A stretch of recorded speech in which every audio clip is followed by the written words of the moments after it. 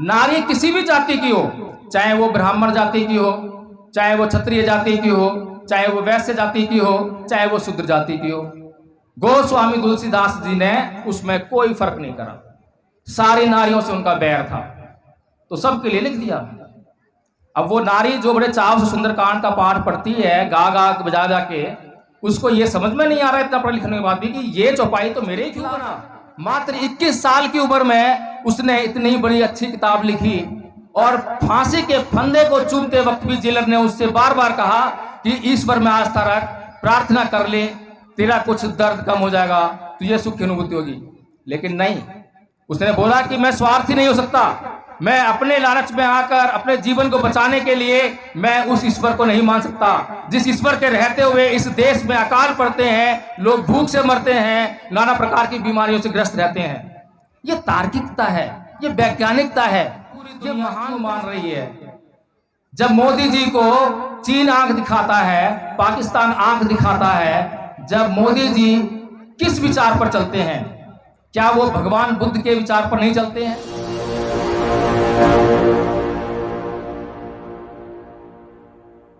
साथियों, एक बात मेरे जहन में आ रही थी कि परम पूज्य बाबा साहब डॉक्टर भीमराव अंबेडकर ने आखिर किस बात की लड़ाई ली? वो किस बात के लिए लड़े? क्या उन्होंने किसी झूठ की लड़ाई लड़ी या उन्होंने सच की लड़ाई लड़ी? और उन्होंने अगर सच की लड़ाई लड़ी तो उन्होंने किसकी परवाह की?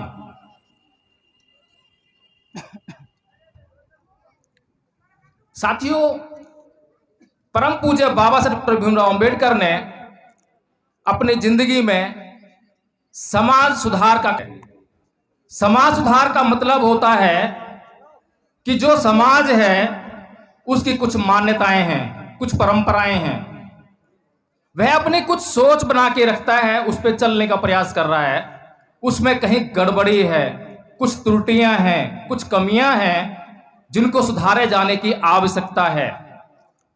कुछ लोग उस पर चिंतन मनन करते हैं कि हां सुधार की गुंजाइश है, लेकिन क्योंकि पूरा समाज उन परंपराओं का निर्वहन कर रहा होता है, उन बातों को मान रहा होता है, उन रूढ़ियों पर चल रहा होता है, तो अधिकतर लोगों की हिम्मत नहीं पड़ती है, यह जानते हुए भी कि वे परंपराएं गलत हैं, वे रूढ़ियां सही नहीं हैं, ये मार्ग ठीक नहीं है।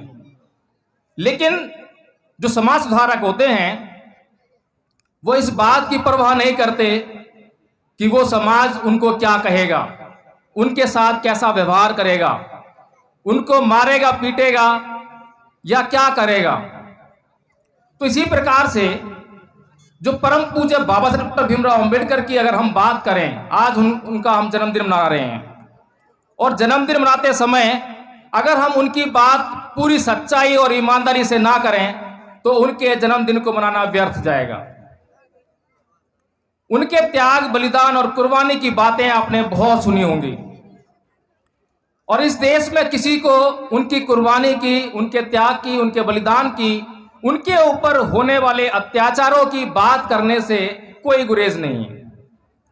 किसी को कोई फर्क नहीं पड़ता कि आप उनकी बात करें या ना करें, लेकिन कुछ लोगों को बहुत फर्क पड़ता है जब उनकी उन बातों को किया जाता है जिससे इस देश के लोगों की रूह हिलने लगती है, उनका जमीर चिल्लाने लगता है, एकाएक वो सोचने पर मजबूर होते हैं कि ये क्या हुआ। ऐसा ही एक डिसीजन परम पूज्य बाबा साहब डॉक्टर भीमराव अंबेडकर ने लिया, और जो बात मैं बोलूंगा पूरी सत्यता के साथ बोलूंगा, प्रमाण के साथ बोलूंगा, वो मेरे खिलाफ कर सकते हैं। परम पूज्य बाबा साहब डॉक्टर भीमराव अंबेडकर ने 13 अक्टूबर सन 1935 को येवला की भूमि से, इसी तरह का मंच था, सामने लाखों की भीड़ थी, वहां पर एक घोषणा की कि मैं हिंदू धर्म में पैदा हुआ, ये मेरे बस की बात नहीं थी, लेकिन मैं हिंदू मरूंगा नहीं। ये घोषणा बड़ी महत्वपूर्ण थी, अभी तक ऐसी घोषणा किसी ने नहीं की थी। जो भी अत्याचार हो रहे थे समाज उनको सहन करने के लिए मजबूर था। ऐसा नहीं है कि परम पूज्य बाबा साहेब डॉक्टर भीमराव अंबेडकर के ऊपर पहली बार कोई धार्मिक रूप से अत्याचार हुए हों। पूरे समाज के ऊपर हजारों सालों से वो धर्म के आधार पर अत्याचार हो रहे थे। बहुत से लोगों ने सोचा होगा कि ये धार्मिक अत्याचार है, ये धार्मिक तानाशाही है, लेकिन मैंने कहा कि समाज सुधार के बारे में बहुत से लोग सोचते हैं कि ये गलत हो रहा है, लेकिन कदम कोई नहीं उठा पाता, और जो कदम उठाता है वही समाज बदलने का काम करता है। तो परम पूज्य बाबा साहब डॉक्टर भीमराव अंबेडकर ने सन 1935 को यह घोषणा की, जबकि अत्याचार कब से हो रहे थे उनके ऊपर? बचपन से ही अत्याचार शुरू हो गए थे। जब वे नाई के पास अपने बाल कटाने के लिए गए, जो नाई भैंस के बाल काट रहा था, उस नाई ने बाबा साहेब अंबेडकर के बाल काटने से इनकार कर दिया। उसने कहा कि अछूत तू यहां से भाग जा, मैं तेरे बाल नहीं काटूंगा। तो बाबा साहेब डॉक्टर भीमराव अंबेडकर बचपन से बड़े तार्किक थे। उन्होंने पूछा कि भाई आप भैंस के बाल काट सकते हो तो मेरे बाल काटने में क्या बुराई है? लेकिन वो नाई बहुत रूढ़िवादी था। उसने बड़ी कट्टरता के साथ में जवाब दिया और वहां से भीम को भगा दिया। उसके बाद जब भीम स्कूल गया तो स्कूल में अंदर बैठकर शिक्षा लेने का अधिकार उसे वंचित कर दिया। उससे स्कूल के जो कंपाउंड में जो नल था या घड़ा था, उससे पानी पीने की सीधे उसको इजाजत नहीं थी। वहां पर चपरासी आएगा, चपरासी ऊपर से पानी डालेगा तो भीम पानी पी पाएगा, चाहे वो मई जून की चिलचिलाती गर्मियां क्यों ना हो, जिसमें कि प्यास को बर्दाश्त करना बड़ा मुश्किल होता है। यह अत्याचार भी भीम के ऊपर हुआ। जब डॉक्टर भीमराव अंबेडकर विदेशों में जाकर बड़ी बड़ी डिग्रियां लेकर भारत में आ गए, ऐसी डिग्रियां जिनको कोई भी व्यक्ति ले तो पूरी दुनिया में वह सम्मान का पात्र बन जाता है, उसे बड़ी बड़ी हस्तियों से बधाइयां मिलती हैं। लेकिन जब परम पूज्य बाबा साहब डॉक्टर भीमराव अंबेडकर जिस छात्रवृत्ति के आधार पर विदेशों में शिक्षा लेने के लिए गए थे, उसका बदला चुकाने के लिए जब बड़ौदा रियासत में नौकरी करने के लिए गए, तब उन्हें वहां भी अछूत होने के कारण नौकरी नहीं करने दी गई। जो कर्ज उन्होंने बड़ौदा रियासत से लिया था उसको चुकाने नहीं दिया। जब मैं ये बात सोचता हूं तो मैं स्वयं ये सोचने पर मजबूर हो जाता हूं, ये जो बचपन से जो अत्याचार हो रहे थे, तब से डॉक्टर भीमराव अंबेडकर ने हिंदू धर्म को क्यों नहीं छोड़ा? 1935 में यह घोषणा क्यों की? और ये जो अत्याचार हो रहे थे, ये अत्याचार कौन कर रहा था? क्या इस देश के मुसलमान ये अत्याचार डॉक्टर भीमराव अंबेडकर पर कर रहे थे? ईसाई कर रहे थे? विदेशी कर रहे थे? आखिर कर कौन रहा था? वो इसी देश के उन्हीं के धर्म के भाई हिंदू लोग ही कर रहे थे ना। अब मैं ये सोचने पे और मजबूर होता हूं कि जब वो अपने ही धर्म के भाई के साथ में ऐसे अत्याचार कर रहे थे, तो वे अत्याचार कर क्यों रहे थे? उन्हें ये अत्याचार करने की इजाजत किसने दी? किसी ने उनको रोका क्यों नहीं? रोकता कौन? इजाजत कहां से मिली? इजाजत मिली धर्मशास्त्रों से। धर्मशास्त्र जिनके आधार पर इस समाज में हजारों सालों से अत्याचार होता आया। मुझे भी समझ में नहीं आ रही थी कि धर्मशास्त्र ऐसा कैसे कह सकते हैं। सभी धर्म समान हैं, वो तो अच्छी अच्छी बातें करते हैं, धार्मिक होना तो अच्छी बात है, जो धार्मिक प्रवृत्ति के लोग होते हैं बहुत अच्छे होते हैं। लेकिन मुझे अचंभा हुआ जब मैंने रामायण पढ़ी, जब मैंने तुलसीदास की रामायण पढ़ी, तो उसमें चौपाई आती है कि ढोल सुत पशु गवार और नारी, ये सकल ताकना के अधिकारी। एक जगह कहीं पर चर्चा हो रही थी, थोड़ी सी बहस हो गई। एक पढ़ी लिखी महिला वो बहस करने लगी कि आपको इसका मतलब नहीं मालूम है। मैंने कहा ठीक है, तो आप बता दीजिए। वो कहती है कि तारना का मतलब मारना पीटना नहीं होता, लताड़ना नहीं होता। ताड़ना का मतलब होता है शिक्षा करना, शिक्षित करना, शिक्षा देना। तो मैंने उससे पूछा कि ये सिर्फ इन्हीं लोगों को शिक्षित करना उद्देश्य था, बाकी लोगों को भी छोड़ दिया? क्योंकि आज जिस युग में हम जी रहे हैं वो तर्क का युग है, विज्ञान का युग है, लोग आज सोचने लगे हैं। तो जब ये प्रश्न करते हैं तो उसका जवाब देना भी, जो उन चौपाइयों को आज भी बड़े चाव से पढ़ रहे हैं, तो उनको उसका जवाब ही खोजना था। इसीलिए उन्होंने ताड़ना को बदल दिया शिक्षा देने में। इसी प्रकार से जो पढ़ी लिखी नारी है, जो डॉक्टर बन गई है, वकील बन गई है, इंजीनियर बन गई है, राष्ट्रपति बन गई है, प्रधानमंत्री बन गई है, और जब वह सुंदरकांड के पाठ में जाती है और वहां पर वो जब ये चौपाई को बड़े चाव से मजे लेकर पढ़ती है और गाती है, तो मैं उसकी मूर्खता की क्या बात करूं। उसमें लिखा है ना कि ढोल छुप पशु गवार और नारी ये सकल ताड़ना के अधिकारी। अब नारी को भी उसमें शामिल किया है। कौन कौन है? ढोल है, शूद्र है, पशु है, गवार है और नारी है। इन लोगों को एक ही कैटेगरी में रखा है। जैसे ढोल है, ढोल निर्जीव है, जब तक उसको पीटेंगे नहीं तो आवाज नहीं करेगा। और जो गवार है उसको भी पीट कर ही बस में रख सकते हैं। शूद्र के लिए भी ये शब्द इस्तेमाल किए। और नारी, नारी किसी भी जाति की हो, चाहे वो ब्राह्मण जाति की हो, चाहे वो क्षत्रिय जाति की हो, चाहे वो वैश्य जाति की हो, चाहे वो शूद्र जाति की हो। गोस्वामी तुलसीदास जी ने उसमें कोई फर्क नहीं करा। सारी नारियों से उनका बैर था, तो सबके लिए लिख दिया। अब वो नारी जो बड़े चाव से सुंदरकांड का पाठ पढ़ती है, गा गा बजा जा के, उसको ये समझ में नहीं आ रहा है इतना पढ़े लिखने के बाद भी कि ये चौपाई तो मेरे ही खिलाफ है, उसका कभी विरोध नहीं करती है। ये बड़ा ताज्जुब का विषय है। इसी तरह से मैंने वाल्मीकि रामायण पढ़ी, तो वाल्मीकि रामायण में एक प्रकरण आता है शंबुक ऋषि का वध। अब शंबुक कौन है और उसका प्रकरण क्या है? शंबुक जंगल में तपस्या करता है, बहुत कठिन तपस्या करता है, ऐसे उच्च कोटि की तपस्या करता है कि उस समय के जो ब्राह्मण थे वो भी उस तरह की तपस्या नहीं कर पा रहे थे। जैसे आज के जमाने में परम पूज्य बाबा साहब डॉक्टर भीमराव अंबेडकर ने तपस्या की, तो उनके जो समकालीन आसपास हम किसी को नहीं देखते हैं कि इतनी कठिन तपस्या किसी ने की हो, इतनी डिग्रियां किसी ने हासिल की हो। ऐसी तपस्या उस समय पर शंबुक ऋषि जंगल में कर रहे थे। अब राम वहां पहुंचते हैं और देखते हैं कि ये इतना तेजस्वी व्यक्ति कौन है जो तपस्या के उत्कर्ष को छू रहा है, उसकी पराकाष्ठा को छू रहा है। तो जाके उसका परिचय लेते हैं। भगवान श्री राम उससे बोलते हैं कि भाई आप कौन हैं जो इतनी कठोर तपस्या कर रहे हो? ऐसी तपस्या करने वाला व्यक्ति मैंने पहले कभी नहीं देखा। आप किस जाति से हो, किस गोत्र से हो, कृपया अपना परिचय दें। क्या पूछ रहे हैं वो? मैं अपने से कुछ नहीं बोल रहा हूं, इस बात को ध्यान रखें।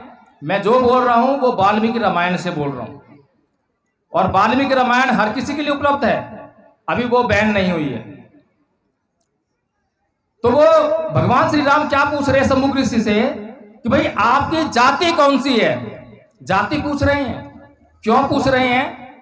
क्योंकि उस समय किसी भी शूद्र को पढ़ने का अधिकार नहीं है। तो भगवान श्री राम ये जांचने का प्रयास कर रहे हैं जाति पूछकर कि कहीं कोई शूद्र तो तपस्या नहीं कर रहा है।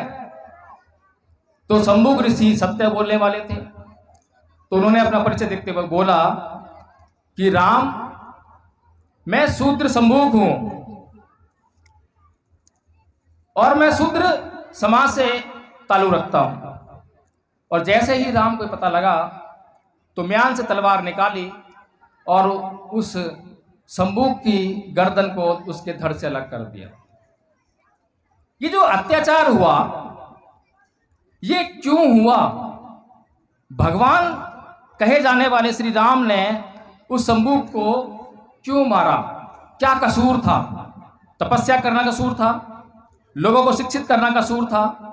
इसी प्रकार से परम पूज्य बाबा साहब डॉक्टर भीमराव अंबेडकर ने जब ज्ञान की पराकाष्ठा को छू लिया और उसके बाद उन्होंने धर्म ग्रंथों का अध्ययन किया, रामायण पढ़ी, महाभारत पढ़ी, मनुस्मृति पढ़ी, और जब सबको पढ़कर उसके भीतर झांक कर देख लिया कि ये सब क्या हो रहा है, ये लोग जो मेरे पे बचपन से अत्याचार कर रहे हैं, ये लोग अपनी मर्जी से नहीं कर रहे हैं, इनकी मर्जी के पीछे वो शक्ति है और वो शक्ति धर्मशास्त्रों से मिल रही है। तो उन्होंने सबसे पहले तो उसको अत्याचार को धार्मिक रूप समझते हुए 1935 में ये घोषणा की कि मैं हिंदू धर्म में पैदा हुआ, ये मेरे बस की बात नहीं थी, लेकिन मैं हिंदू धर्म में मरूंगा नहीं। उससे पहले उन्होंने 25 दिसंबर 1927 को मनुस्मृति का दहन किया था, मनुस्मृति को जलाया था। वो किस लिए? अभी हमने नौराते देखे, नौराते गए हैं, उसमें मांस को लेकर बड़ी गर्मा गर्म बहस हुई। बहुत से लोगों ने मांस को बेचने पे प्रतिबंध लगाने का प्रयास किया। अब सोचने वाली बात यह है, क्या मनुस्मृति हिंदुओं को मांस खाने के लिए मना करती है? लेकिन समस्या यह है कि यहाँ पर कितने हिंदू लोग बैठे हुए हैं जो अपने धर्म ग्रंथों को उन्होंने पढ़ा है। अगर हम पढ़ेंगे नहीं तो उसके भीतर क्या लिखा है हम कैसे जानेंगे? अब मनुस्मृति हिंदुओं को यह बताने का काम करती है कि मांस किसका खाना चाहिए, कैसे खाना चाहिए, यज्ञ करना चाहिए, मंत्र पढ़ना चाहिए, वगैरह वगैरह। और अभी नौराते सिर्फ 9 दिन के लिए, कुछ ही समय के लिए लोगों ने मांस नहीं खाया और जैसे ही नौराते खत्म होंगे उसी मांस पर यही लोग टूट कर पड़ेंगे। ये कैसा धर्म है, ये कैसी संस्कृति है? अगर मांस खाना बंद करना है तो उसके पीछे आपका ध्येय होना चाहिए कि मैं किसी पशु की हत्या के पक्ष में नहीं हूं और मैं आजीवन मांस नहीं खाऊंगा, क्योंकि मैं किसी प्राणी की बलि नहीं दे सकता, मैं उसका जीवन नहीं ले सकता। तो इन सब बातों को सोचकर, समझकर, जानकर कि बचपन से जो अत्याचार मेरे ऊपर हुए वो इस कारण से हुए, इसीलिए परम पूज्य बाबा साहब डॉक्टर भीमराव अंबेडकर ने 13 अक्टूबर 1935 को येवला की भूमि से यह घोषणा कर दी। लेकिन उसके बाद जो धर्म अपनाया उन्होंने, बौद्ध धर्म अपनाया, सभी लोग जानते होंगे, किसी छुपी हुई बात नहीं है। 14 अक्टूबर सन 1956 को, ठीक 21 साल बाद, परम पूज्य बाबा साहब डॉक्टर भीमराव अंबेडकर नागपुर की दीक्षा भूमि से लाखों लोगों के उपस्थिति में और लाखों लोगों के साथ धर्म परिवर्तन करते हैं। आज तो धर्म परिवर्तन का मतलब सिर्फ ग्रुप का परिवर्तन है, संप्रदाय का परिवर्तन है, वेशभूषा का परिवर्तन है, बाल कैसे रखने चाहिए उसका परिवर्तन हो जाता है, दाढ़ी रखनी है या नहीं रखनी है, कैसे कपड़े पहनने हैं, मैं मुसलमान तो मेरा परिधान ऐसा होना चाहिए, मंदिर और मस्जिद का परिवर्तन हो जाता है। लेकिन धर्म परिवर्तन क्या वास्तव में ये है? क्या वास्तव में ये धर्म परिवर्तन है? नहीं, धर्म परिवर्तन है स्वभाव में परिवर्तन। मैं हिंदू से मुसलमान बन गया, लेकिन मैं हिंदू रहते भी गलत काम करता था, क्रोध करता था, हत्या करता था, व्यभिचार करता था, नशा करता था, और मैं मुसलमान बनने पर भी वही सब कर रहा हूं। तो मेरा धर्म परिवर्तन का क्या फायदा? मैंने सिर्फ मंदिर मस्जिद बदले हैं, स्वभाव नहीं बदला है। तो बाबा साहब डॉक्टर भीमराव अंबेडकर ने जब धर्म परिवर्तन किया तो उन्होंने 5 शील ग्रहण किए। 5 शील के आधार पर अपना पूरा जीवन वैसे भी जीते आए थे और उसके बाद और धर्मता साथ जिए। तो असली धर्म परिवर्तन ये है। आज भी हम देखते हैं कि परम पूज्य बाबा साहब डॉक्टर भीमराव अंबेडकर के अनुसरण करने वाले लोग उनका अनुसरण करते हुए बौद्ध धर्म अपना लेते हैं, अपने नाम के आगे बौद्ध लिख देते हैं, लेकिन उनके स्वभाव में किसी प्रकार का परिवर्तन नहीं है। जो बातें बुद्ध ने उनके भले के लिए बताई उन पर कोई उनका वो जोर नहीं है। अब यहां पर जिस प्रकार से मैंने आप लोगों को कि बाबा साहब डॉक्टर भीमराव अंबेडकर ने हिंदू धर्म को छोड़ा, क्यों छोड़ा, उस पर प्रकाश डाला, इसी प्रकार से जब बाबा साहब डॉक्टर भीमराव अंबेडकर ने हिंदू धर्म को छोड़ा तो सारी दुनिया को मालूम पड़ गया कि अब परम पूज्य बाबा साहब डॉक्टर भीमराव अंबेडकर किसी दूसरे धर्म को अपनाएंगे। ये बात तय हो गई, क्योंकि बाबा साहब डॉक्टर भीमराव अंबेडकर बचपन से ही धार्मिक प्रवृत्ति के आदमी थे। और कार्ल मार्क्स ने जो कहा था कि धर्म अफीम का नशा है, उस बात से बाबा साहेब इत्तेफाक नहीं रखते थे, क्योंकि बाबा साहेब व्यक्ति के जीवन के विकास के लिए नैतिक मूल्यों को जरूरी समझते थे और नैतिक मूल्यों की स्थापना धर्म के बगैर नहीं हो सकती है। इसीलिए उन्हें 21 साल लगे। अगर आज आपको मुझे धर्म परिवर्तन करना हो तो ज्यादा देर ना लगेगी। मैं अभी कितने ही लोगों को जानता हूं जिन लोगों ने आज निर्णय लिया कि मुझे धर्म परिवर्तन करना है, तो कल ही मंदिर मस्जिद में जाकर धर्म परिवर्तन हो जाता है। मुश्किल से 1 दिन लगता है, 1 घंटे में भी हो जाता है। बहुत से लोग ऐसे हैं। जैसे कि अमेरिका में एक बॉक्सर था, उसका नाम मैं नहीं जान रहा हूं, तो गोरे काले का जो भेद था उसके कारण परेशान होकर उसने इस्लाम धर्म कबूल कर लिया। कितना समय लगा उसको, लेकिन बाबा साहेब को 21 साल लगे। 21 साल किस लिए लगे, इस बात पर चिंतन मनन करना बहुत जरूरी है। 21 साल तक उन्हें इस बात का जवाब देना था, क्योंकि उनसे उनका समाज भी सवाल करेगा और उनके जो संसार के जो लोग हैं वो सभी सवाल करेंगे कि बाबा साहेब आपने हिंदू धर्म क्यों छोड़ा, उसका जवाब देना था। दूसरा, बौद्ध धर्म क्यों अपनाया, इस बात का जवाब देना था। अब परम पूज्य बाबा साहेब डॉक्टर भीमराव अम्बेडकर के पास इतने बड़े बड़े ऑफर आए, इतनी धमकियां भी आई कि आप हिंदू धर्म मत छोड़ो, यहीं रहो। हैदराबाद के निजाम का ऑफर आया कि आपको 6 करोड़ रुपए मिलेंगे, आप इस्लाम कबूल कर लो। पटियाला की रियासत से संदेश आया कि आप सिख धर्म कबूल कर लो, आपको जो है रियासत का आधा हिस्सा या कुछ हिस्सा दे दिया जाएगा। ईसाई धर्म से भी इसी तरह के प्रलोभन आए, लेकिन बाबा साहेब डॉक्टर भीमराव अम्बेडकर कभी अपने लिए जिए ही नहीं थे। तो अब अपने समाज को कैसे बेच देते, उनको अपने समाज को सही दिशा दिखानी थी। इसीलिए उन्होंने बहुत सोच समझकर एक धर्म को अपनाया जो कि बौद्ध धर्म है, और उसको अपनाने से पहले उन्होंने एक किताब लिखी, बुद्ध एंड धम्मा। क्योंकि बौद्ध धर्म का जो साहित्य है बहुत विशाल है, त्रिपिटक साहित्य है, हर किसी के बस की बात नहीं है कि उसको पढ़ ले और उसको समझ ले। इसीलिए उन्होंने सबका एक संक्षिप्त रूप एक किताब में दिया, बुद्ध एंड धम्मा में, ताकि लोग जरा सा पढ़ के बुद्ध के धम्म को समझ सकें और उस पर चलने का काम कर सकें। अब बुद्ध के धम्म में ऐसी क्या अच्छाइयां हैं, उस पर प्रकाश डालने का प्रयास करता हूं। बुद्ध कहते हैं कि ना ही वेरेन वेरानी समन्तित कुदाचनंग अवेरेन च समन्ति ऐस धम्मो सनातनो, यानी कि वैर से कभी वैर शांत नहीं होता, अवैर से ही वैर शांत होता है। अब ये बात कैसी है, इस बात को दुनिया का कोई आदमी मना करेगा क्या? इस बात से कोई इनकार करता है कि वैर से कभी वैर शांत नहीं होता? उदाहरण के लिए, अगर आपको कोई गाली दे तो आपने भी उसको गाली दी या क्रोध किया, तो क्या उसको आप शांत कर पाओगे? लेकिन अगर आपने को किसी ने गाली दी और आपने उसको कम से कम गाली नहीं दी, क्रोध नहीं दिया, ये नहीं किया, तो कम से कम उसका गुस्सा शांत होता है, क्रोध शांत होता है, और आप उससे सवाल जवाब कर सकते हो कि भाई आप गाली क्यों दे रहे हो। बड़े इज्जत मान सम्मान की बात है। लेकिन कुछ लोग बोलते हैं कि ऐसे डर के जीना बेकार है, ये तो डरपोकों का बात है। अगर डरपोकों की बात है तो इस बात को आज पूरी दुनिया क्यों मान रही है? जब मोदी जी को चीन आंख दिखाता है, पाकिस्तान आंख दिखाता है, जब मोदी जी किस विचार पर चलते हैं? क्या वो भगवान बुद्ध के विचार पर नहीं चलते हैं? क्या वो आंख दिखाने वालों को तुरंत तगड़ा सा जवाब दे पाते हैं? क्या उनको जीत लेते हैं? क्या उनके खिलाफ युद्ध छेड़ देते हैं? नहीं, क्योंकि वो अच्छी तरह से जानते हैं कि जरा सी भी अगर उकसावे की टिप्पणी हुई तो युद्ध छिड़ सकता है, और युद्ध किसी के भले में नहीं है। इतनी महत्वपूर्ण शिक्षाएं बुद्ध ने इस देश के लोगों के लिए दी, जिससे कि कोई भी व्यक्ति अपना इस जीवन में कल्याण कर सकता है, सुख को प्राप्त कर सकता है।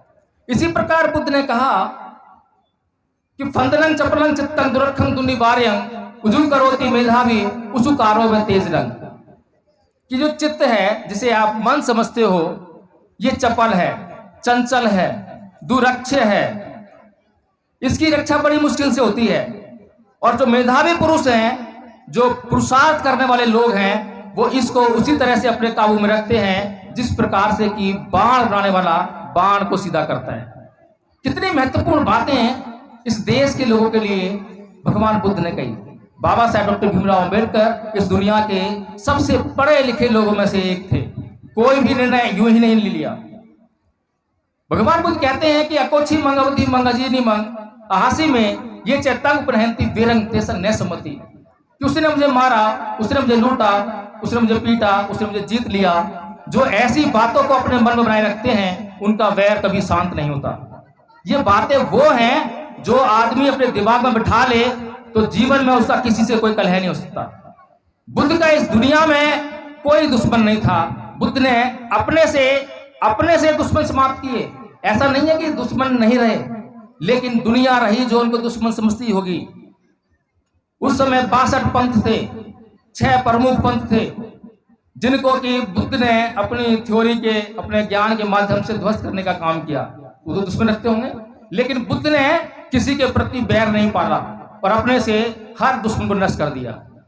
तो कहने का मतलब ये है कि आज हम अगर परम पूज्य बाबा साहब भीमराव अम्बेडकर की जयंती मनाने का काम कर रहे हैं, तो हमें इस बात को बड़े ध्यान से समझना पड़ेगा कि परम पूज्य बाबा साहब डॉक्टर भीमराव अम्बेडकर की जयंती मनाने से हमारा कोई भला नहीं होगा। क्योंकि इस गांव में आया तो पता लगा कि यहाँ पर भगत सिंह की भी मूर्ति लगाई है। अब भगत सिंह की मूर्ति, भगत सिंह और बाबा साहेब की तस्वीरें लगाने का निर्णय तो केजरीवाल सरकार ने पंजाब में और दिल्ली में भी लिया है, लेकिन भगत सिंह को बताने का निर्णय कौन लेगा? बाबा साहेब को बताने का कौन निर्णय लेगा? उनके बारे में बताने की बात कौन करेगा? भगत सिंह के बारे में आप क्या जानते हैं? मैं नास्तिक क्यों हूं, ये किताब किसने लिखी, ये कितने लोग जानते हैं? भगत सिंह नास्तिक क्यों बना? मात्र 21 साल की उम्र में उसने इतनी बड़ी अच्छी किताब लिखी और फांसी के फंदे को चूमते वक्त भी जेलर ने उससे बार बार कहा कि ईश्वर में आस्था रख, प्रार्थना कर ले, तेरा कुछ दर्द कम हो जाएगा, तुझे सुख की अनुभूति होगी।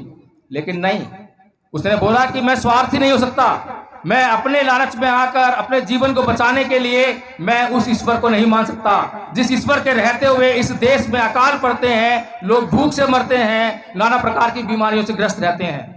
ये तार्किकता है, ये वैज्ञानिकता है, ये महान पुरुष थे। इनको समझने का काम हम करेंगे और उसको अपने जीवन में हम ढालने का प्रयास करेंगे। इन महापुरुषों की जयंती को मनाने का हमारे जीवन में कोई बड़ा लाभ नहीं है। लाभ है तो उनके बताए हुए मार्ग पर चलने से लाभ मिलेगा। मैं आपको ये नहीं कह रहा अपने इस मंच के माध्यम से, अपने वक्तव्य के माध्यम से, कि अब मेरे कहने से आप जब बौद्ध बन जाना, बौद्ध धर्म अपना लेना। अगर मेरे कहने से आप बौद्ध बन भी गए तो कोई फायदा होने वाला नहीं है, क्योंकि आप उस मार्ग पर नहीं चल पाओगे। अच्छा होगा कि आप स्वयं से निर्णय लें क्या अच्छा है क्या बुरा है। किसी के कहने में आकर ना आप हिंदू बने, ना मुसलमान बने, ना बौद्ध बने, आप पूरी तरह से धार्मिक बने। बुद्ध ने धर्म की परिभाषा कहते हुए कहा था कि सब पापस्य अकर्णं कुशलस्य उपसंपदा सचित्त प्रयोदपन्नं एतं बुद्धानुशासनं, कि सभी प्रकार के पाप कर्मों का ना करना, सभी प्रकार के पुण्य और अच्छे कर्मों का करना, और पाप और पुण्य के बीच के भेद को जानने के लिए अच्छे और सच्चे चित्त का निर्माण करना, यही धर्म है। हम अब तक धर्म किसको समझ रहे हैं? धूप बत्ती अगरबत्ती को करने से, घंटी बजाने से, इन्हीं सबको समझ रहे हैं। तो हमें समझना पड़ेगा कि धर्म क्या है और धर्म का हमारे जीवन में क्या उद्देश्य है। इसी साथ मैं अपनी बात को समाप्त करता हूँ। जय भीम, नमो बुद्धाय।